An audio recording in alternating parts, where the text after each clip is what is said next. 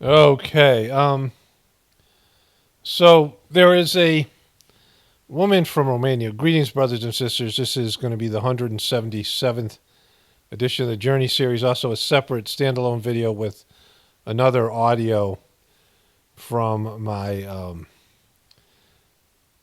from the 177th edition of the Journey series for the Gratefulness Meditation channel. And so there's this woman from Romania, really sweet woman, who does yoga.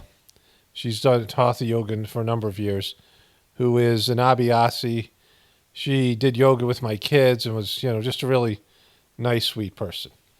And she did Hatha yoga before they did all this Hatha yoga stuff.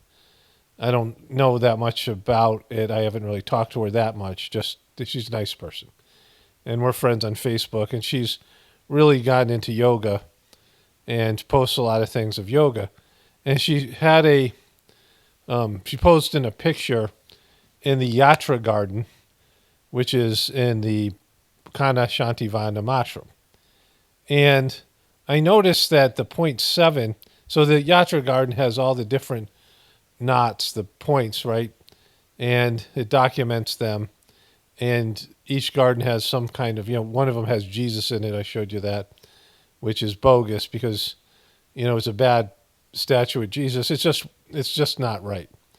These Yatra points that you pass through, starting with point 1 over here, point 2, 3, 4, and then go up through all these points and then the central region. And in the mind region, there's point 6. This is Babaji's original photo from Towards Infinity, where he documented all these things that I'm saying to you, right? And so you can see where his point 6 is. Point 6 is the third eye. And this is a photo from Heartfulness, and this is the Yatra garden. And you see they've put point 7 where point 6 should be. You see even here, point 6 is lower than it should be, and point 7 is bigger. I'm not sure why they made that bigger. It's not bigger in Babaji's original sketch here, right? In fact, you can see point 6 is sort of by itself. Point 5 and point 6 are both power points. Point 5 is more to do with emotions, and they're passed through rather quickly. The Abhyasi doesn't stay there very long. They go from point 4 really to point 7, and passing through these 2 points quickly, because point 6 is, of course, the third eye, which has a lot of spiritual, I won't call it spiritual power because it's material power, and it's unnecessary for people on a spiritual journey who aren't doing big spiritual work, transforming materialism in some way, which Abhyasis aren't supposed to do. That's not our work. And so we're not, gifted, or we're not burdened with the powers that are at point 6, thankfully, because when you're at point 6 and you have a thought and you put your will behind it, you have a desire, a wish, a fantasy, and you put your will behind it, it happens. And people say, oh, that's awesome. It's not, because every time you do that, it comes with consequences, especially when you do things that aren't a part of your divine, part of your plan, your soul plan, and a part of the divine will. And so lots of saints and people who have developed high capacity have had their kundalinis open or point 6 open, and they have these thoughts that aren't, desires that shouldn't be fulfilled, and they use these powers to create these, miracle-like results that go against God's will, and they suffer for it, and other people suffer for it, right? And so anyways, what's important here, though, is point 7 is not in the right place here. You can see the difference where it is here. Of course, this is Babaji's original photo. It's poor quality. I like this photo here. It's a better photo, and, it's better artwork, but Babaji's is, Babaji, I think he drew this one himself, and it didn't need correction because it was coming directly from the source. Where they've misplaced a point, if you think about where point 6 is or where point 7 is, you could just locate them spiritually.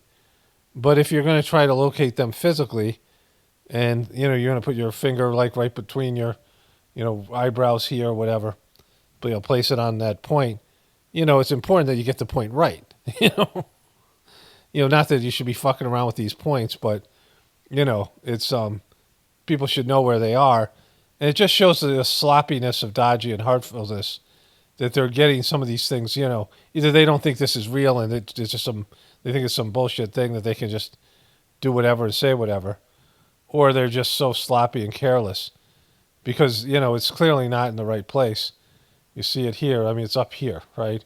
So it's up here, in the forehead region, far above your eyebrows, where the 0.6 is there, right, right here. It's not down here, which is what it's a mistake on his part, right? And you can see the gap. There's a big gap here between 0.6 and 0.7. And so, it's just, and again, this woman who's a nice woman and, again, sweet person, what I know of her, and sincere about her yoga practice. And I think sincere about being an abhyasi, but she's doing yoga in the Yatra garden. Babaji has said that yoga really isn't supposed to be something that's done. I don't know if she got special permission or she was already doing it. She's a yoga instructor. She has her own yoga thing, her hatha yoga thing. But hatha yoga is something that people can do for exercise, but it's not. Babaji kind of, said people shouldn't really do any of the spiritual stuff or energy stuff with these other yogic practices because they interfere with the Sahaj Marg transmission and cleaning process.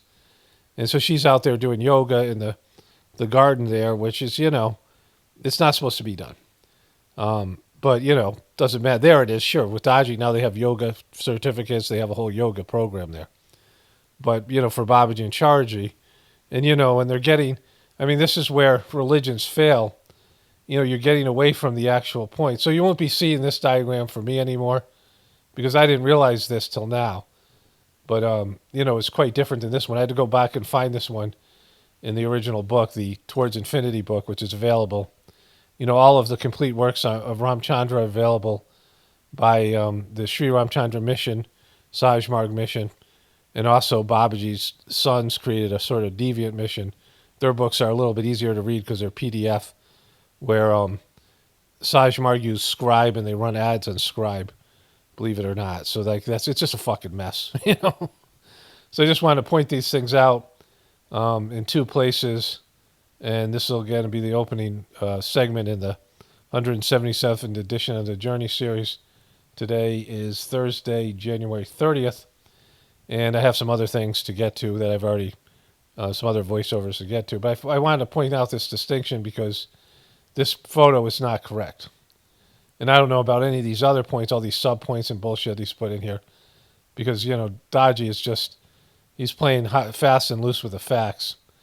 And so, or whatever, the spiritual teachings and the, all of it. All right, let's get into the other stuff here.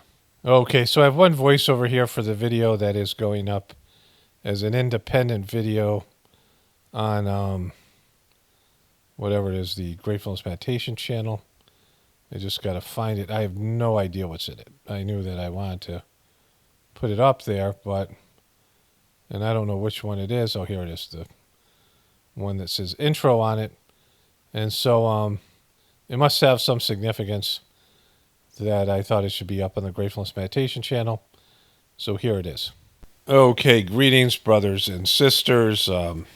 Today is Tuesday, January 28th. I have a video, I think, that's up today that won't go up till tomorrow morning. So this video would then go up the following afternoon, like I'm doing it, where I'm putting up videos every 26 to 28 hours, and then one day I just take off after like 3 or 4 days in a row. And that seems to be the best model for maximum viewage of the videos, but also keeping enough content up there that people want to watch daily can do that.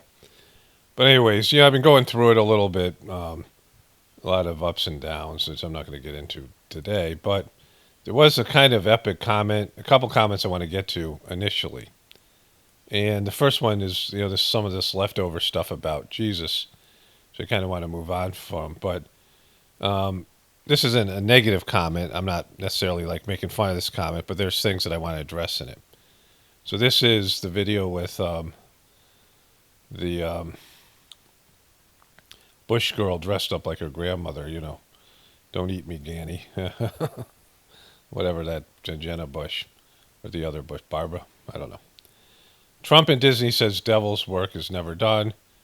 bitter somebody, lemons, bitter lemons, which is kind of funny. And this person writes, Paul, I feel but can't verify that perhaps Jesus represents the inner light of God or goodness, even though that's not taught that way. When we sin, we move away from the central light which fuels, sustains all things, and we suffer accordingly.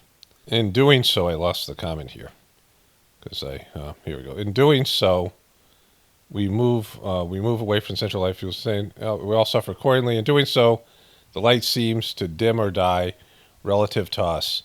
It's a question of distance owed to our choices. I believe this relates to the Eastern notion of being centered or close to our light.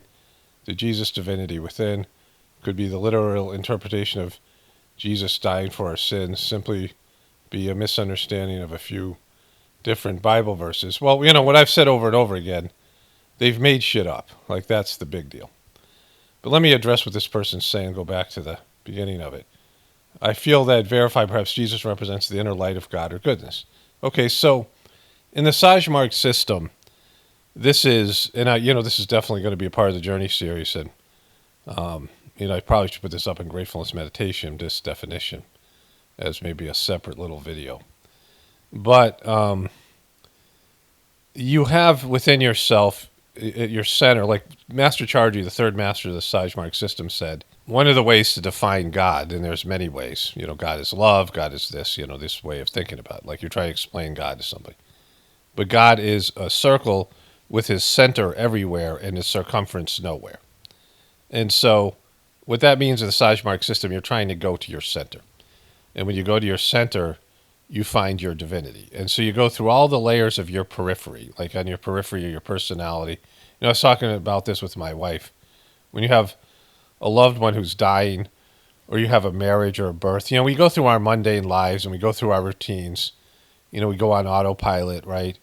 And, you have these things that shock you, things that are going to stand out, big events, things that scare you, things that make you feel, grief or whatever, loss of a loved one, the potential loss of a loved one, the day you get diagnosed with cancer or you have a heart attack or, these things, right? People can get in real poor health and be on death's door for 5 years, and everyone's prepared for them dying because they already dealt with it, right? But when there's a sudden shock to your system, the day you find out something or something big happens, a baby comes into your life, it just feels different. There's a new soul that enters into your existence. Of course, the baby's there, and the soul's there with the mother in utero, but when the baby's born, it's a new person, right? And there's, something where you recognize how much you miss somebody, like separation does that, right? The separation makes the heart grow fonder. The pain of separation and this idea that you're separated from God, and when you can feel the separation, which I have at different occasions in my spiritual life, it was so painful I couldn't feel it every day. What it feels like, be conscious of the yearning in your heart to reunite with your Creator, your soul's yearning, the longing, the longing of the love that you have for your Creator, and to go back to the source, right? So we have superficial reactions, lower level emotions, little frustrations, little whining about, there's a long line at the airport, or, there's, that would be a little bit different because you don't fly every day, but, traffic jams and, just things that the president's doing or whatever it is, little complaints about your people in your life, little things that you think about, smaller things that you feel, little, happiness, little moments, you eat something really, delightful, like, I don't get to use the word delightful very much. You eat something nice, you watch a good game, you get emotionally moved in some way. You've watched a movie, a movie that's really good and it emotionally moves you, right? And you have various levels of penetrating deeper into your field of expression, right? Things that are, it's a bigger day and it's a bigger moment, and you look at your spouse and you feel so much gratitude and love a little bit more than you normally do, something like that, right? I was telling my wife that, as a little kid, I felt whatever love I did for my parents, right? When you're a little kid, it's just there. You're not conscious of your parents being pieces of shit or whatever it is, right? They're just there. And when I was in high school, there's twice I felt love for my parents. And the first one was I was going to soccer practice. I played soccer my freshman year in high school. Then I, was more into basketball, and I watched my mom. My mom wasn't a good cook, and she wasn't like grumpy or complaining, but she was just, she was in some loving state. She's making me breakfast. It's like Saturday morning. I have to go to an early practice. She got up, and she's making me breakfast, and I realized, wow, she does this stuff all the time. Like she's cooks for me and does all these things. And my heart was filled with appreciation and gratitude. Like I didn't say anything, which is, she had no idea this happened. But like I internally was like, oh my God, I felt love for my mom. Like just this, sentimental, look at all the work she's done for me. Look at, she just does these things, right? And it just welled up inside me. And then she went on vacation. She went to see my grandmother, take care of my grandmother or something, her mom in Florida. And me and my buddy had built this zip line. And, I was, really small kid for being in high school. This kid was maybe a year or two younger than me. He lived right behind me. And his grandfather owned this woods. Like his grandfather walked around, doddering around. He must have been like 120. Like he would just doddere around. And he was, still farming. He had owned all this land that had now been turned into this, these suburbs, the land that my house was on, and this, this development. And he'd walk around. He'd say to his grandkids, "Pull my finger," and he'd fart. He's like, and he owned all this land. And we built this platform. There's some old buildings, and we took a floor and we built this thing. And at the top where we were going to put the roof, there was a couple of, there was a series of beams, 2x6s or 2x8s or something, that we were going to build walls and put a roof. We never did that. And from there, he had this zip line. And we were too small and weak, we were just didn't weigh enough. We used this cable, like a metal cable, and it went like 50 to 60 feet, maybe even longer. It was long, to the path where there's a circular path around where the woods was, right? And so it was like November, sometime, maybe around Christmas time. I mean, earlier than that, it wasn't snow on the ground, so it was cold enough that I was wearing gloves. And the zip line was totally sketch. And we, neither one of us wanted to jump because we knew it was like fucking scary. But we ended up doing it. And the second time I did it, I fell. And my head hit a rock and I was concussed. And, I could have died. And so my dad, my friend went out and got my dad.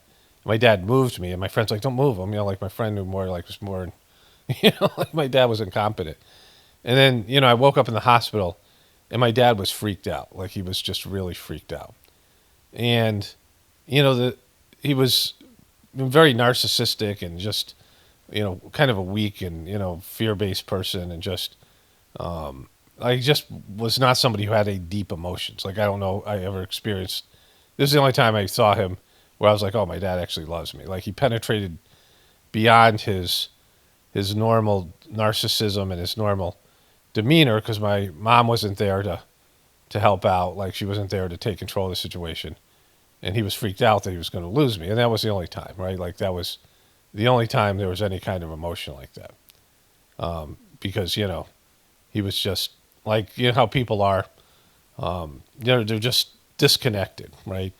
He was just a sheeple who was, just doing his routine and he's like a robot going through life. And, for a moment he penetrated deeper out of this thing that happened, right? But those are examples of when you feel something deeper than the peripheral experience of where you're just trying to think about what you're going to do for lunch and, how you're going to pay the bills or whatever it is, what you're going to watch for TV, what your day is going to be like. And it's all routine oriented and there's no in-depth feelings, right? In the Sahaj Marg system, meditating on the heart is a way to penetrate into those in-depth feelings. And you'll notice that as the cleaning process happens, referring to this what woman is saying, but what you're doing is meditating on your spiritual center, which starts in your heart and then moves to these various spiritual points, these points of, I don't want to call them of power, but points of, spiritual accomplishment, and then into what's called the central region, which is your true spiritual center and where you find the divinity within you. The most, divinity is everywhere, but it's most in your center, right? This idea of being centered. And so going back to this line where let me find the comment here. Going back to this line where I feel, but can't verify, that perhaps Jesus represents the inner light of God or goodness, even though it's not taught that way. Well, a spiritual master in the system, Sahaj Marg system, that's the case, right? Because they've achieved something. But Jesus, he wasn't that far advanced. Like it was more than the normal person. It's, much farther along than the normal person, even though it's one rung. Like one rung on the spiritual world, your level of consciousness, your level of everything rises up. So Jesus had, spiritual advancement, but he wasn't at the end. But still, he could represent it as an example of what you could achieve, right? And so this idea, like we call it the master within, but you could call it the Christ within, your inner Christ, right? Your inner Jesus, like his soul. The masters of the Sahaj Marg system never refer to themselves as the master. I mean, this latest guy, this latest piece of shit, Dodgy, that's whatever it is, right? Like, I don't know what he's doing. But even you don't think about yourself as the master. The master within is the essence, the soul of the previous master, because there's been a spiritual emergence, right? Every organization, which they wish would happen in every organization. This is the Buddha reincarnating, the same souls reincarnating back in these Buddhas. They go through a whole process where if they think this kid is a reincarnation of the Buddha, and they find these kids everywhere, right? There was some kid born in Seattle. There's these 3 kids. There's some interesting movies about this. And they put these 3 objects in front of the kid and says, which one is yours? And these kids always pick the right thing. Like there's all these tests they do to find out if your soul is the soul of the Buddha is reincarnated. But it's not a good system because, there should be liberation. Your soul should move on, right? But in terms of like what I'm talking about here, the inner Christ or the inner master, it's always, or what I was talking about, the emergence that Jesus, which they wished happened and didn't. Jesus would emerge with Peter, right? Jesus would emerge with St. Peter, and maybe you could make a case for St. Paul, but Jesus was already dead. He never met St. Paul. And so, St. Peter was Jesus's representative, and all the lines of popes flowed from Peter. And each, the idea that each pope, the Christ within, the soul of the Christ merges with that pope. Like that's the way it should be. All these spiritual organizations, they have this same kind of idea. They have these lineages. But the Sahaj Marg system, they were actually able to accomplish this by transmitting their spiritual essence into their successor while they're still alive. And so their souls still exist inside the next person in line in the Sahaj Marg mastery. And that happened with this guy Dodgy. He just rejected it in some way. It's like, a spiritual organ transplant that didn't take, right? And so, this is the idea. Like if you think about you're meditating as the Christ within, you meditate on the divine light in your heart. If you're a Christian, this would be the way that you would do the Sahaj Marg system. You're meditating on the inner Jesus, right? You love Jesus so much, he's internalized him, because you internalize everybody. This merging thing is a little bit different. It's a little bit more advanced.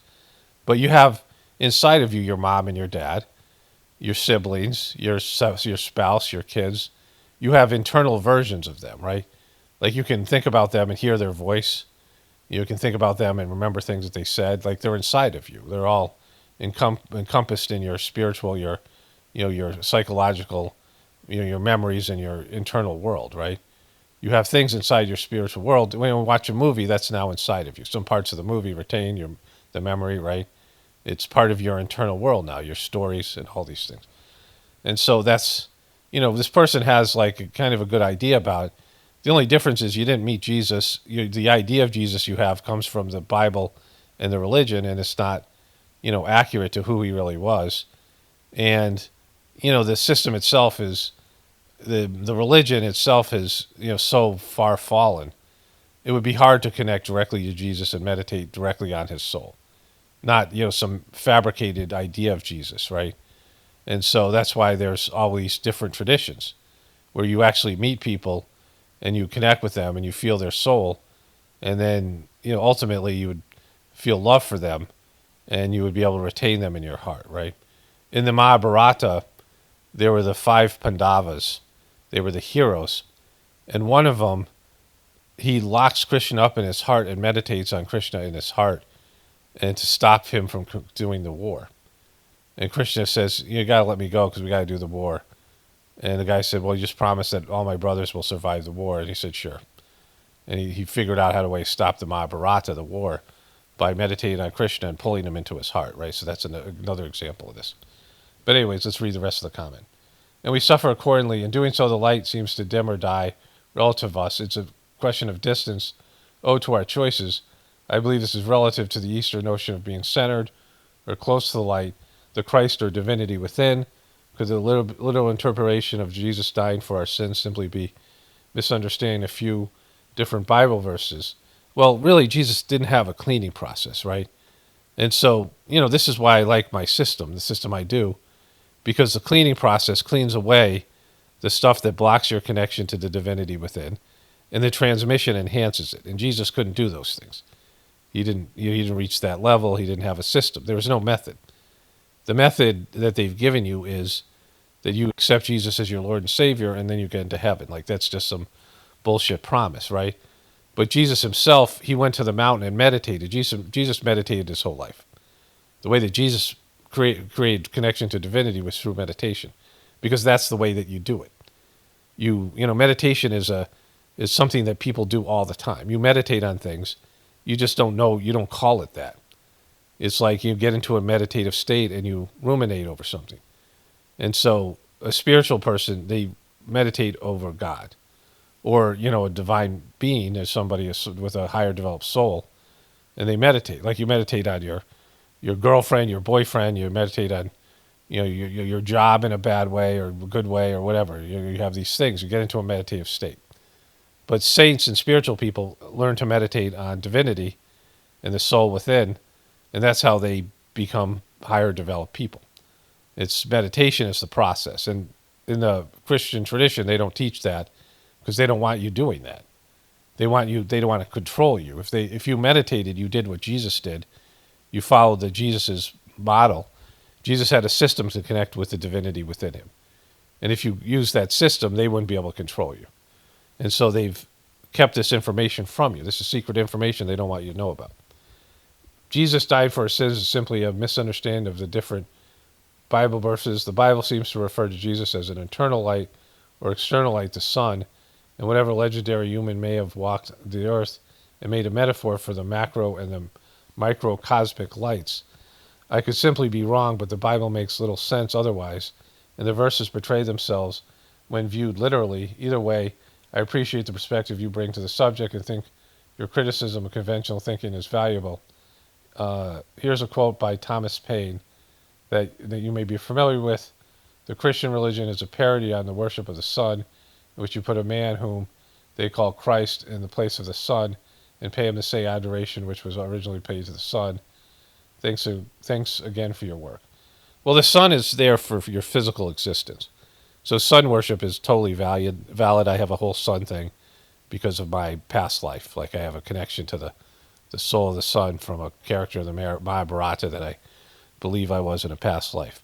Every chemical, I think everything that's created in the periodic table is created in the sun. Like all the stuff that carbon and all these things, all these various, things that and I don't know much about the periodic table. I saw that in some documentary. But through this process of fusion, these suns are the givers of life. Without suns, there's no life on the material level, but there's plenty of soul life, right? Without sun, there's no light. There's just darkness, right? The color of the central region, the Sahaj Marg system, is gray. It's the balance between darkness and light, because both darkness and light are divine in their divine nature, right? People think of darkness being evil and light being good. Let there be light in the Bible. But, the best times to meditate are at noon when the sun is like at its highest point. And the times that we meditate in Sahaj Marg are the times between sunset and sunrise. And if you go outside in a sunset or a sunrise, there's a big blue jay outside my window. I think it's a blue jay, or maybe a woodpecker. I can't see the color. Pretty sure it's a blue jay. We have a lot of cardinals and squirrels. My dog usually just stares at them. Tulsi. But anyways, what was I saying? The best time to meditate, you feel a spiritual difference. Like there's a balance in the universe at sunset and sunrises. It's the beautiful color, but it feels different. There's this energy when you go out and you see the sunset and the sunrise. My wife and I see sunrise and sunsets. We often go for walks at sunsets. A lot of times we're not up at sunrise, at least in terms of being outside or something. But there's a balance in the universe. When I first told my brother, my brother's named Peter, so it's Peter and Paul. We went fishing. He had he was on some kind of small little lake in his apartment building, and his youngest son was visiting him. And the three of us went on a little dinghy that he had access to. It wasn't his, and we went fishing. And I told him about Sahaj Marg, and its sun was setting, and I could feel the energy. And he ended up doing it, even though, he didn't feel the energy, and he ended up doing it and keeping with it. And he was the caretaker of the ashram in Georgia for a long time, and he's really committed to this thing. And there was this moment, right? But there's just a balance in the universe then, right? But all these things, there has to be a method. And Christianity doesn't have a method to connect to divinity. They have a promise. They have a deal. They have a negotiation. You do this for us, we'll do this for you. And it's complete bullshit. It's not uncommon. It's a scam. It's a religious scam. Instead of doing what Jesus did, which was meditate. Jesus 100% meditated. When he was on the mountain for 40 days, when he was in India, he meditated probably every morning to some capacity. Everyone meditates, and he meditated on God, and that's where he got his inspiration. I've experienced this myself. Meditation helps you connect to divinity within you. It opens the door, and it allows divine information and divine energy to flow through you. If you meditate on, properly. There's lots of bad systems of meditation because meditation can be misused. It can be materialistic. And again, having a proper method. And also, if you meditate without cleaning, you just enhance these negative tendencies. So there has to be cleaning, which is unique to the Sahaj Marg system. So the method is the most important part that separates what I do, gratefulness meditation, what many of us do here, is there's a method. And following the method and not mixing it with other things is what makes it, work. It's like any kind of system, a dietary system. If you do 3 different diets at the same time, it's not going to work, right? You have to figure out a system that works and do the system the way it's prescribed. But this person said a lot of things that are similar to my system. The difference is that there's no method in Christianity, and Jesus didn't have the abilities to do the cleaning and the other things, right?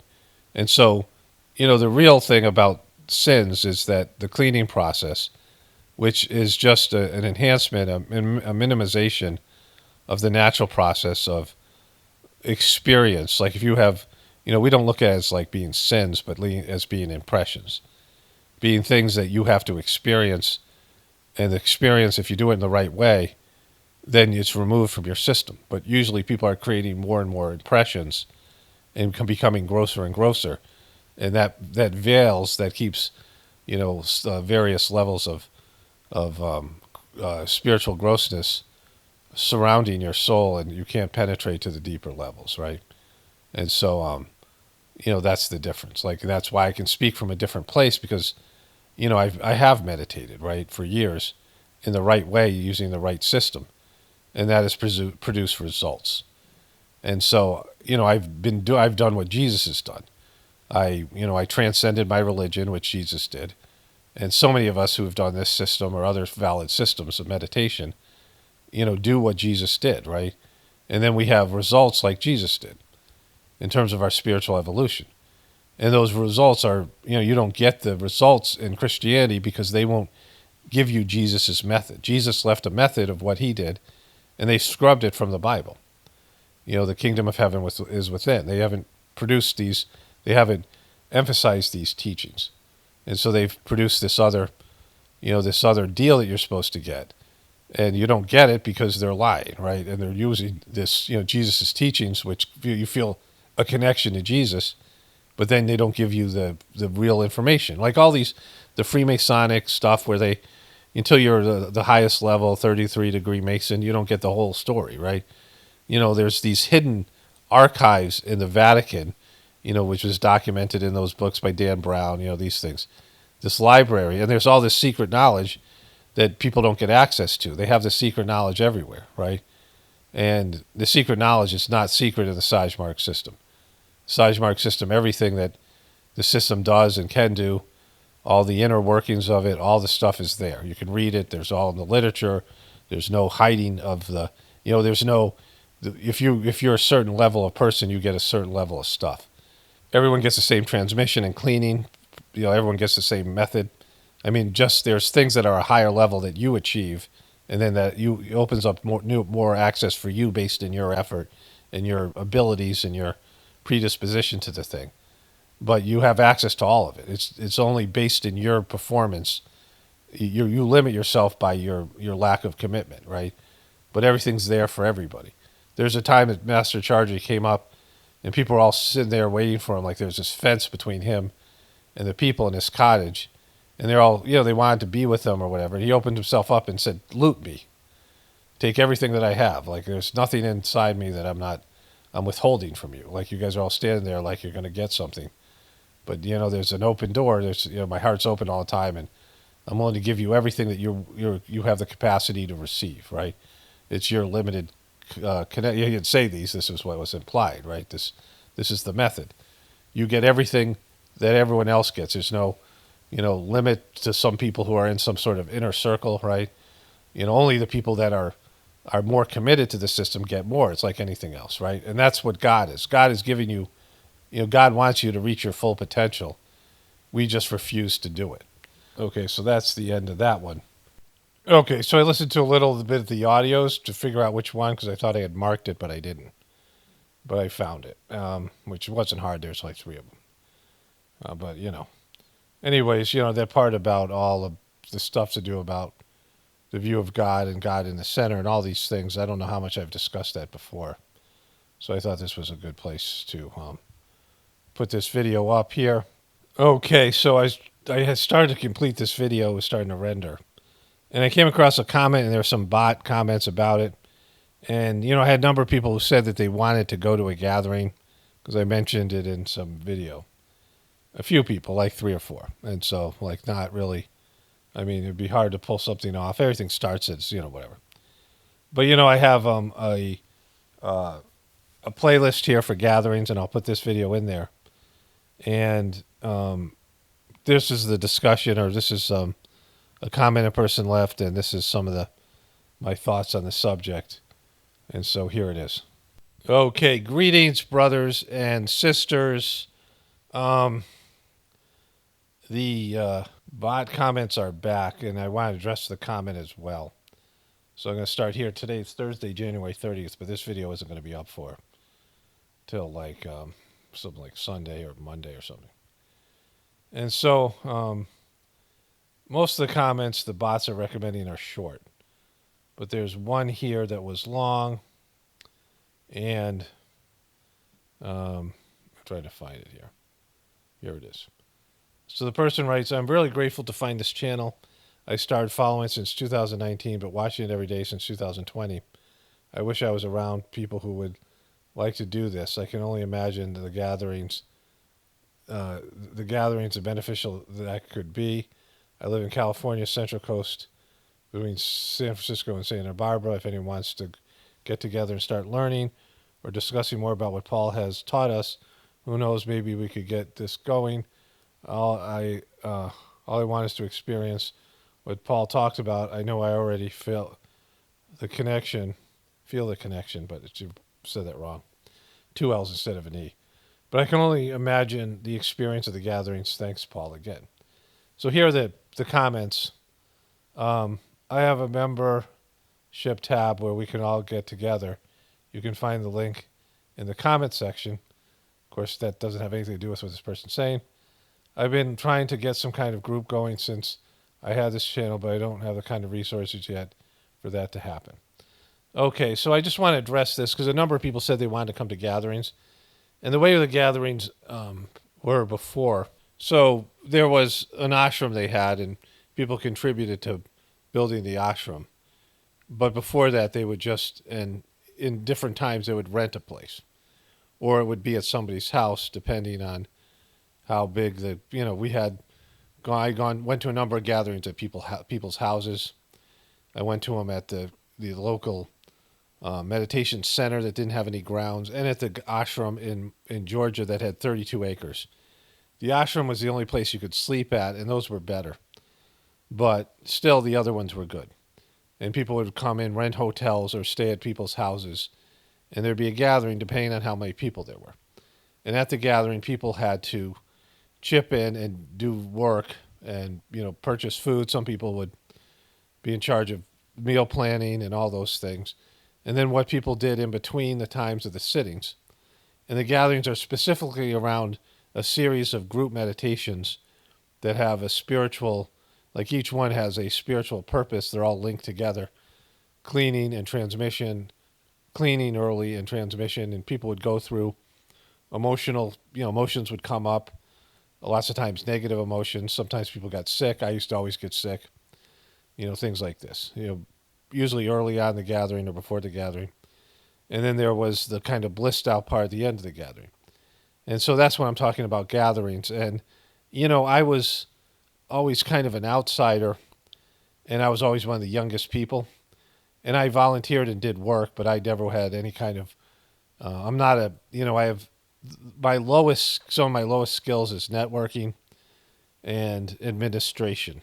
And so, I couldn't be like a secretary or administrative assistant or whatever, those kind of jobs. And you need people to do those jobs, to put the things together. I have a whole gathering, on Gratefullness meditation channel, there's a whole playlist of gathering videos, which I talk about this. So, this would always have to be about the Gratefullness meditation. It wouldn't be about, if people want to get together and have some sort of chat or group, people who are listeners of this stuff that I do here, that's something you do on your own. It's not associated with me at all. I'm not endorsing anything or being a part of anything like that. But if people want to get together and talk about things, that's, people do that in the comment section. That's one thing. But in terms of the spiritual gatherings, it's to do with these meditations. But also you could have a local center. If you have people who live near you, you find people who live near you. People can connect with each other. And you can go over somebody's house and do the meditations that are available on the Gratefullness meditation channel. Like that's one option. People can do that together and do the meditations and read literature, get some of the books and read literature and have discussions around that. And then, you have to figure out how you fill all the other time. There's DVDs and videos of the Masters of the System, or you could listen to some of the stuff that I do or whatever. Like that part you'd have to plan out yourself. And I wouldn't be connected with. It would be just something you're doing on your own. But it's important to remember, don't bring other shit into it. No drugs or alcohol should be used. I mean, there's things that are just, it has to be a spiritual discipline. You have to follow the rules of the system, the Sahaj Marg system, which is make it purely about the sittings. When we do these gatherings, I do a number of sittings, which I don't put up on YouTube, but I do 2 sittings a day, like this next gathering that's in February 2nd, Lologies. I give the dates, and there's 6 total sittings, 2 for 3 days if people were able to get together and do that. People can do that on their own in the comfort of their own home, but it'd be probably beneficial for people to connect with other people. But, it has to be done with, moral integrity and no scamming and any of these types of things, right? Like, I that's one of the reasons I hesitate to get involved, because I can't deal with the bullshit that people bring to the table, right? Like, I just can't. I don't have the energy for it. And so I'd have to have help to execute some sort of gathering that I'd be involved with at some point in the future. I put it out there a number of times in the Journey series and other places, and people didn't really respond. One of the people who've done this meditation for a while was really wanting to get a gathering going, but I said, I'm not going to do all the work. I'm not just, it would have to be other people who were willing to pick up the, whatever it might be, right? And I'm just not going to travel that far. For me to go, it would have to be, here or somewhere close to here. And, I have my dogs and these other things that, they just can't. I mean, it's, that's not that a huge thing, but I'm not going to fly across the country or something like that. It's just, I just can't do that. I'm just unwilling at this point. But, it's something that I would consider. I have some acreage here, and I don't know how the stuff is there. We could put up a tent or something at some point. But people would have to be able to take responsibility for the work that needed to be done, and screening people would be important as well. Just in terms of like we can't have, whatever trolls or somebody coming, like that kind of thing. Like that would just be a kind of a nightmare scenario. I mean, like I'd have to have people like sign release forms and whatever else. It'd be a whole thing, right? Like that's why when I start thinking about it, like that part of it makes me miss the mission and all the rest of these things. And so, you know, but the way to do it, like if people had local people they could connect with, doing the meditation that's available on the Gratefulness meditation, you could sit on Wednesday or Tuesday and do the Tuesday sitting, and you can meditate on Sunday because I give a group meditation every Sunday. I don't put a video up. I put a video up on Tuesday, but Sunday it just is there. And then these other things, these are things we could have more discussion about it. I could give more instruction about the way it would be carried out.